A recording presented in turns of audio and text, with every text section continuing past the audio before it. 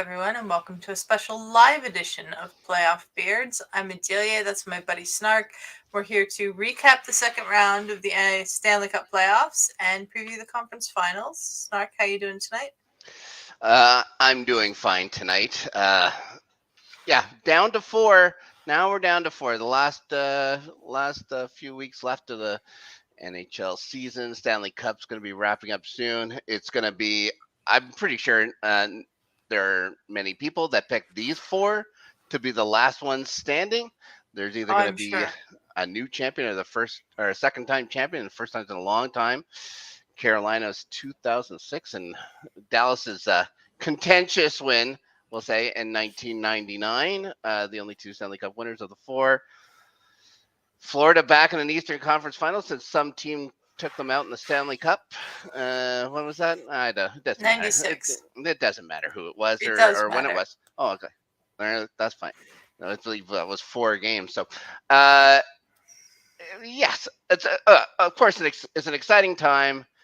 Made much better by the fact that we won't see the Toronto Maple Leafs in the Eastern Conference Finals again. Makes my heart happy, as well as the Edmonton Oilers. Let's not forget about those guys. They can cry themselves to sleep as much as I do. I'm fine with it. Mm-hmm. Good. All right. Well, let's start with the Toronto Maple Leafs, who lost to the Florida Panthers in 5 games. 2 of them went to overtime, including Game 5.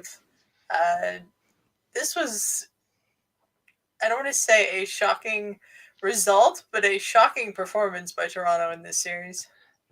Where were the goals? All that money. Where are the goals? 2 goals a game, every game for these guys in that round. When William Nylander is 2 goals and assists, and I don't think Austin Matthews scored. I think he had 2 assists in the entire thing. John Tavares with 1 assist the entire series, and that was in the very last game. So Mitch Marner again. These guys are $10 million players. Come on. You got to do better. Now, the goaltending wasn't great for Toronto. They had to have Wall in by the end of it. But, they made all these trades. Okay.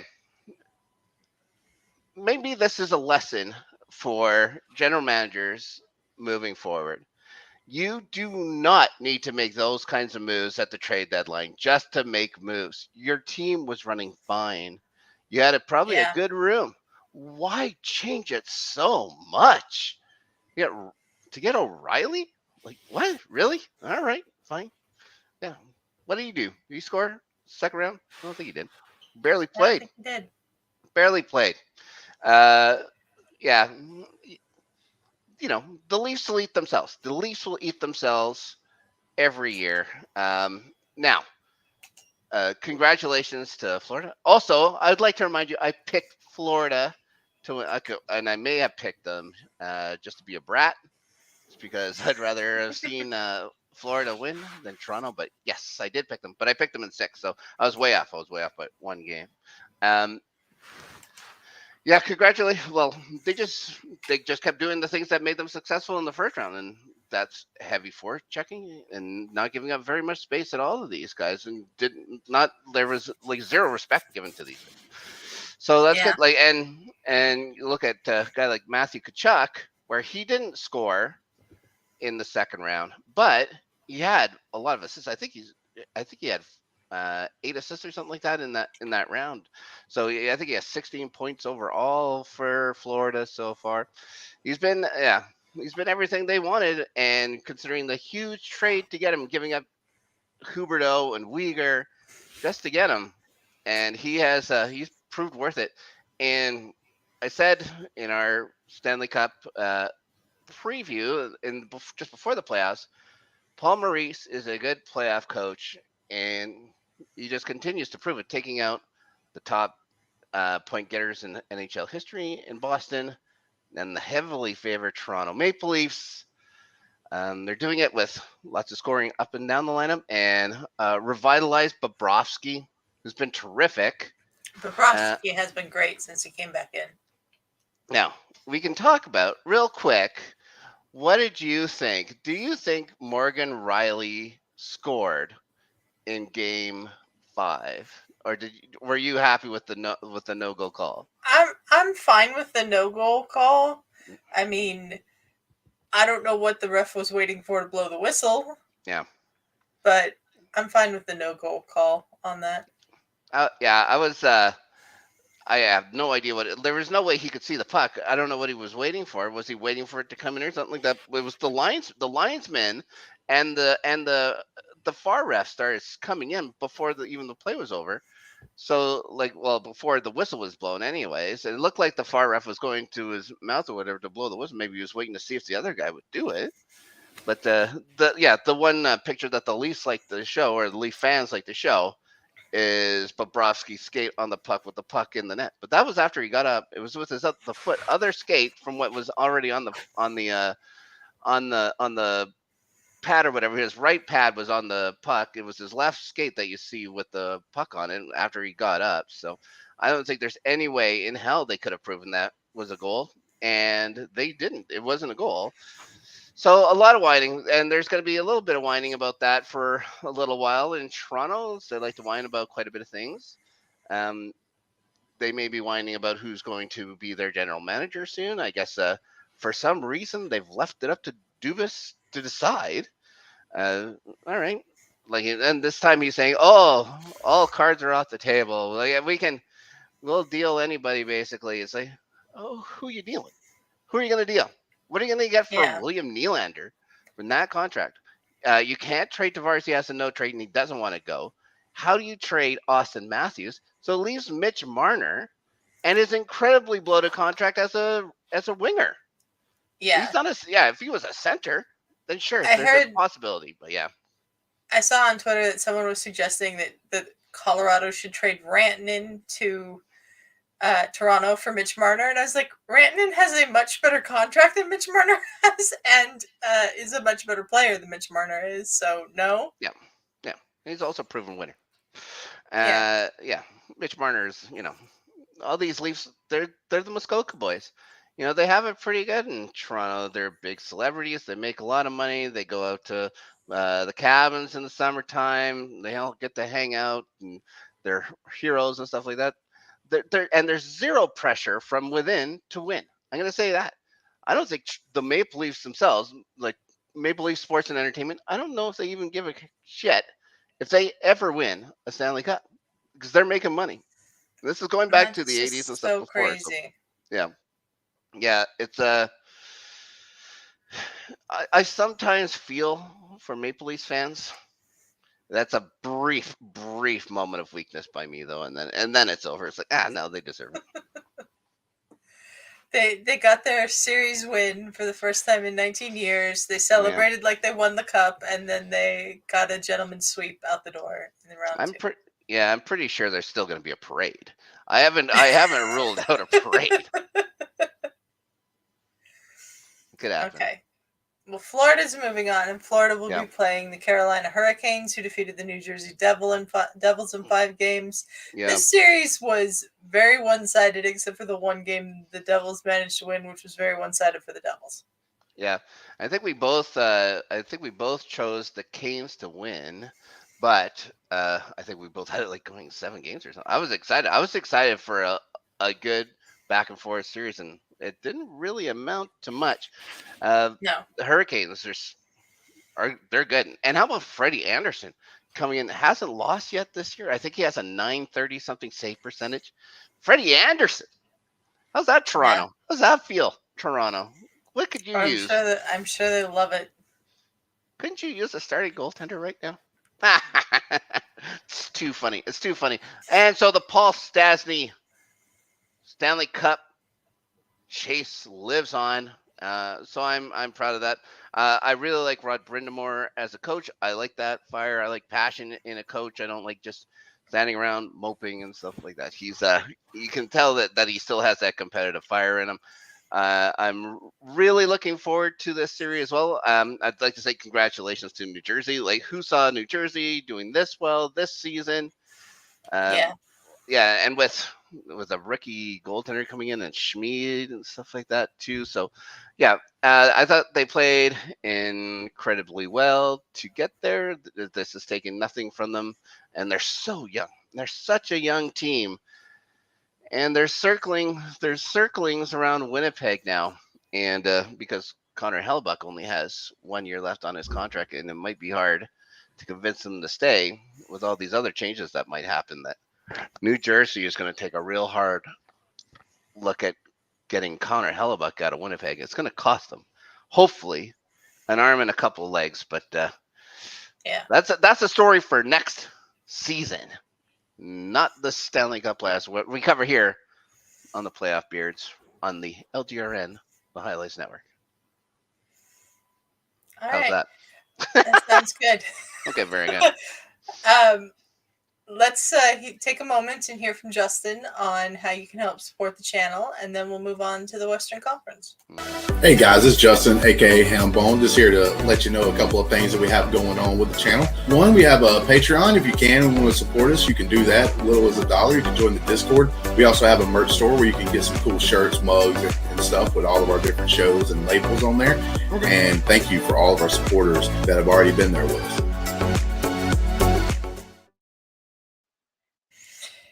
And also, it would be really great if you guys could subscribe to the channel. We are 4 away from 100, and it would be really great if we could get there. Nice. In the Western Conference, let's start with the Vegas Golden Knights defeating the Edmonton Oilers in 6 games. This was an interesting series. Proved that the Oilers are a mess, I think. They're a mess. They just have no secondary scoring, and they're hearing now that Evander Kane may have had more than one injury that he's playing with. Guy didn't get a point, I don't think, in the second round. Yeah. And where did Ryan Nugent Hopkins go? Guy had a 100-point season. He was invisible. But the Oilers are always going to go as far as their 2 humongous superstars go, and like we said in the lead up in the preview to round 2, if you can stay composed and stay out of the box, you can beat the Edmonton Oilers. And for the most part, that happened.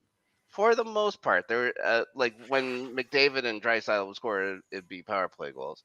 But this series got extremely violent, extremely chippy, dirty on both teams. Yeah. Yeah. Draisaitl, that slash on Draisaitl was Pietrangelo. Yeah, that Pietrangelo slash on out of nowhere. Like I'm surprised he only got 1 game for that. I'm shocked he only got 1 game. But that's NHL player safety. Yeah. As soon as you think you have it figured out, they switch things around. Who knows? Darnell Nurse got the same amount for instigating a fight in the last 2 minutes. Yeah, all right, whatever. Did you? I just didn't see I don't see the Jets just played Vegas. I never saw that come from them. Of course, Winnipeg hardly put up a fight, so maybe that's it. But you never saw the chippiness. You saw hard play, like Mark Stone just being a big, strong man, getting to the front of the net and scoring. You saw that. You saw Jack Eichel's skill. But you didn't see really much chippy stuff. You saw it a lot here. I don't know if that's just because they've had to do it, just because of that bottom 6, really almost a bottom 8 for the Oilers, just clutching, grabbing, hooking, slashing, and then just retaliating and just it building from there. But they were lucky that they didn't get more retaliation penalties, so at least they had that. Their penalties that they did have came late, like that Draisaitl slash came within the last 4 minutes of the game or something like that. So yeah, they didn't put them they didn't put themselves in a position to lose. They're incredibly talented, top to bottom, and they got. Where's Aiden Hill? Where is he? How do they keep getting this goaltending? Brossoit gets hurt, then Aiden Hill moves in and dominates. He was incredible against the Oilers, and he was great. A third stringer, a fourth stringer. What would you put Jonathan Quick in this line? Too unbelievable. So yeah, that's what you get when you have that kind of depth in goaltending. The ability to call up anyone at any time, and they're going to shine for you. So maybe a big star turn for Aiden Hill. They're maybe solving the number one goalie question in Vegas. Was Robin Leonard going to be out? Probably never going to play again. There's no way Jonathan Quick is going to play. Laurent Brossois, does he play again in Vegas? Who knows? Who knows? Lots of questions. Again, that's a question for the offseason. As far as they're concerned, they're in a real good spot in the Western Conference Final. Concerning the team considering the team they're playing against, I don't think lost to them this year. Dallas comes in, takes on Seattle. 7 games. We had Seattle winning in 7 games, and you know what? After Game 6, I thought we were pretty good. Mm-hmm. Did you see Seattle disappear? Who saw that coming? From that team that we watched all year through the playoffs. Game 7 that we watched, we did a watch along on our Twitch channel, twitch.tv/LGR_network. I was shocked at that game. It was amazing. Not great. Seattle didn't show up. And that surprised me. Especially after the way they came to Denver for Game 7 against the Avalanche and sort of took it to them. They had a blueprint. They had a bluept for how you should do it against a more talented team. We'll say that. Colorado is much more talented than Dallas. Dallas was working hard, though. Dallas, you would think, was almost top-heavy with scoring. Like, Roope Hintz has been unbelievable. Somehow, Roope Hintz, unbelievable in the playoffs. And then you got guys like Pavelski. Pavelski has 8 goals in 8 games. Mind you, 4 of them came in 1 game. So really, it's more of a balance scoring, I think. Lots of 4-goal guys and then 2-goal guys. So there are a lot of high-scoring games in this series. Right. And then we get a 2-0 final. It was really a 1-0. It's 2-1. Yeah, sorry, 2-1. Well, the goal at the last 18 seconds or whatever, right? How do you go in? You knew how to do it. You knew how to play this. You played to not lose. They never played to win. I don't understand. And it wasn't like there was hitting. Like we kept saying, how is this game going so fast? Like the game was over in 2 hours and 15 minutes, less than that. Yeah, it was unbelievable. Very fast-paced game. Where was the fire and passion in those guys? Unbelievable. But it's their second year in the league. They made it. They've won a playoff round. They've done in 2 years what took Toronto 19. Still gotta get those jokes in. I still gotta get those jokes in. God damn it. Yeah. But let's say this: Dallas again, very good. Looking at the matchups and stuff like that, it's gonna be very interesting. Very interesting Final Four. Yep. Tough to predict. Tough to predict what we're gonna see. Maybe we'll talk quickly about the Eastern Conference. Okay. So we got Florida and Carolina. Their first ever playoff meeting. Now, forwards, like if it comes down to one forward, Florida has the best forward. We'll say Tkachuk is the best forward in this series. But the best group of forwards you'd have to give to Carolina, you would think, even with all their injuries. Yeah. Defensively, you'd think Carolina. Mm-hmm. And until this resurgence of Freddie Anderson, you would have given Bobrovsky the nod in goal. But Freddie Anderson's been so good. Yeah. I gotta take Carolina, right? Gotta take Carolina. I'm taking Carolina as well. I think in 6. I don't know how many games it's going to take. I just feel like I said this to Ryan earlier in voice chat. I said Florida's luck has got to run out at some point. And it's not necessarily that they got to this point on luck, but No. Hard work. But it's definite hard work. But even with hard work, your luck will run out at some point. I think the gas tank will also run out, right? Because they're Yeah. always, they may have had a rest and stuff. It's also so hard. It's a hard thing too, coming off a rest. But yeah, when your game plan is high energy all the time, motor, motor, motor, and you play a team that's so skilled with a puck like Carolina, yeah, just with the physicality of Florida, yeah, no, I think, I'm satisfied with Carolina. I'm satisfied Carolina was 6. I will say that I'm much more interested in this Carolina and Florida series than I am with Vegas and Dallas. Oh boy. God damn. Do I wish there was a lot of it. Like, two teams I dislike immensely. Dallas, I disliked, well, really, since they went over there. I disliked them as the North Stars. I disliked them as the Dallas Stars. I disliked them with black jerseys. I disliked them with those weird green jerseys they have now. I dislike those stupid white and green Yeah, terrible. Uh, and then Vegas, all they've done is just beat the hell out of Winnipeg in 5 games, the 2 times we've ever faced them. But this year, deservedly so. Like, Winnipeg showed nothing. It may have taken a game or two for Vegas to get going, but as soon as they did, Mark Stone, uh, you know, had that 5 month rest or whatever it was, a 4 month rest. Well, his back was too sore to go, but they got to fill it with $7.2 million worth of extra players and stuff for their roster, which is, again, somehow you can do it. So, if you ain't cheating, you ain't trying in the NHL.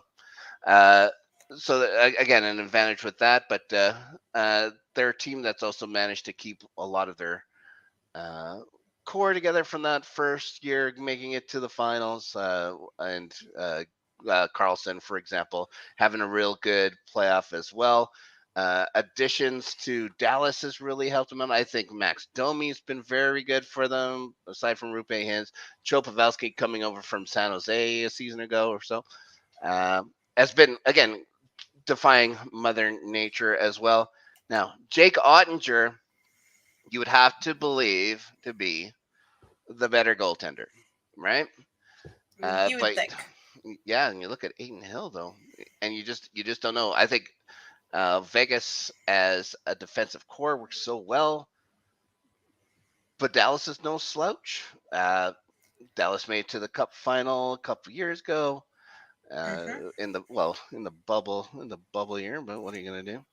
Their last time they played against each other in the playoffs was in the bubble year in 2020, in the conference final, semifinal, whatever the hell they were calling it that year, and Dallas won in 5 games, and they won all 3 of their games this year in the regular season. Right, so that's what makes it a little tough. Like, I would like, just in my head, I see Vegas steamrolling just because I've watched them play so much. I kind of feel that way too. But then you have to go, like, they're not, like, Dallas isn't a slouch. Like, these are, would I've rather seen like a Colorado Vegas Western Conference final? Yes, because I think Colorado had a better chance of beating them. But Dallas is no slouch. This series is going to go 7 games. There's no way that this is just a simple series that one team just dominates over the other. I cannot see it. But who to pick? Who would be the winner is difficult. I'm going Vegas. Yeah, gee whiz. Like, it's like poison on the tongue to say that either one of these teams is going to go to the Stanley Cup Finals this year, but you got to say one of them. So I'm going to say Vegas as well in 7. And good luck to our buddy Caleb and his team.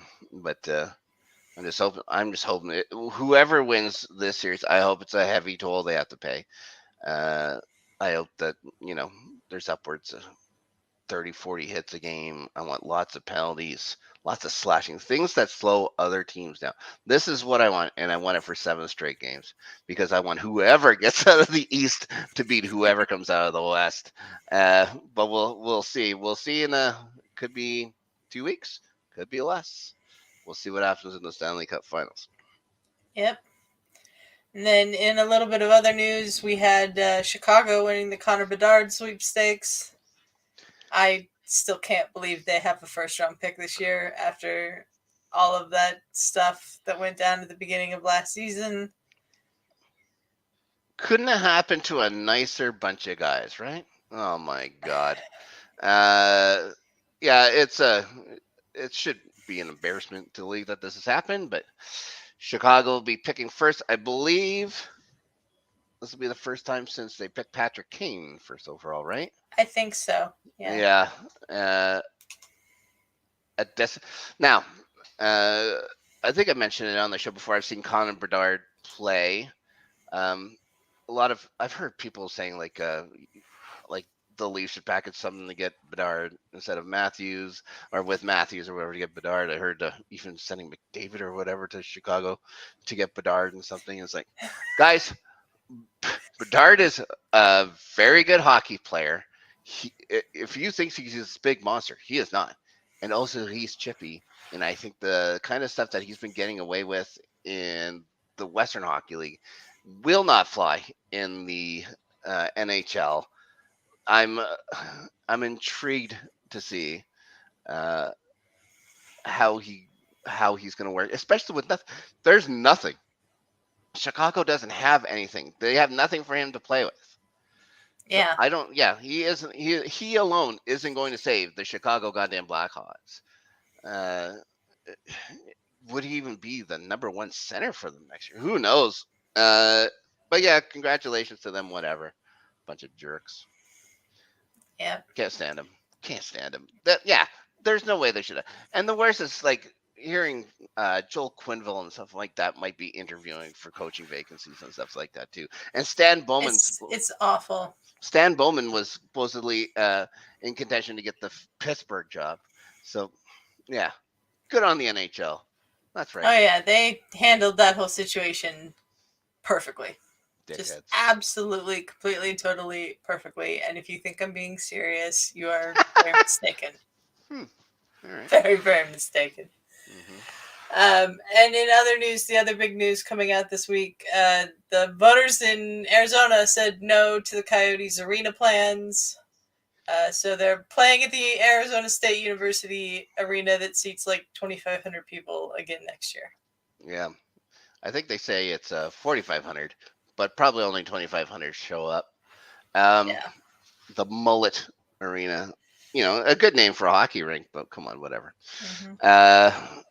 Now, I remember vividly that whole situation with the Jets moving down to Phoenix.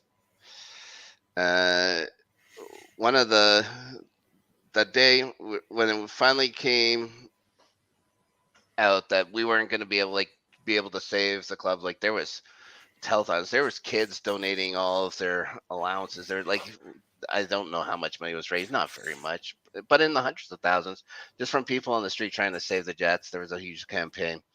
It didn't work. Bettman had no interest. Supposedly, nobody wanted to own the team in Winnipeg, so whatever. They uproot the team. They put them in Phoenix. And for a couple years, it works out. They're at the American Airlines Center there in Phoenix where the Suns play. Supposedly terrible sightlines for hockey. It's a basketball rink or whatever. So we're going to move them out of downtown Phoenix and stick them in goddamn Glenboro or whatever the hell it's called. And nobody goes. At one time, this franchise was giving away pairs of tickets with a bottle of vodka at a liquor store. And they still, you would get a free bottle of vodka, or you get free tickets with a bottle of vodka, and still no one would go to these goddamn things. The way I'm feeling now, seeing the Coyotes the Coyotes might leave. Here's the thing, I don't think they will. I think Bettman has done this stuff before. I know that there was when they were in the old place, that Gila Monster Arena or whatever the hell it was called. There was a time it came down to one city council vote. If that vote didn't go the way it was supposed to, the Coyotes would have been back to Winnipeg that next morning. That's how close it came before the city council decided, yeah, we're going to keep funding. We're going to keep losing money for these guys for whatever reason. So now I'm at the point where I think of seeing the Phoenix fans and stuff like that about to lose their team. It's kind of like when you have a girlfriend or a boyfriend, let's say you have a significant other that cheats on you and leaves you, and then 15 years down the road, you find out, oh, not only were they dumped, they were given an STD or something like that too. I feel morbidly happy to watch these people suffer. And there's nothing on them. And it's been 26 years, but it's still it's still right at the top of my head. Like I will never forgive the Phoenix Coyotes. As soon as there's somebody someplace else, I'm going to be fine with them as a franchise or whatever. I hope to go to Houston. I think that would be fun to have the Houston Aeros, another WHA style team. Keep it in the family with WHA.